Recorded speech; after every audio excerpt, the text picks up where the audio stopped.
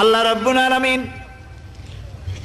কোরআনে কারীমের ভিতরে নবীজির নাম একটি বারের জন্য নাম ধরে তাকে ডাকেন নাই, বরং তিনি বলেছেন তোমরা পরস্পর পরস্পরকে যেভাবে নাম ধরে ডাকাডাকি করো আমার নবীকে সেভাবে নাম ধরে ডাকবে না। আল্লাহ নিষেধ করেছেন আমার নবীর নাম ধরে ডাকবে না। সুবহানাল্লাহি ওয়া বিহামদিহি। এই পৃথিবীতে যত নবী আসছেন সমস্ত নবীরা হলেন এলাকা ভিত্তিক নবী, অঞ্চল ভিত্তিক নবী। এক এক এলাকার, নূহ আলাইহিস সালাম এক এলাকার, মুসা আলাইহিস সালাম আলাক এলাকার, দাউদ আলাইহিস সালাম আরাক এলাকার, এরকম এলাকা ভাগ ভাগ করা। কিন্তু মুহাম্মদ সাল্লাল্লাহু আলাইহি ওয়াসাল্লামকে আল্লাহ রাব্বুল আলামিন কোন এলাকার জন্য নবী বানান নাই।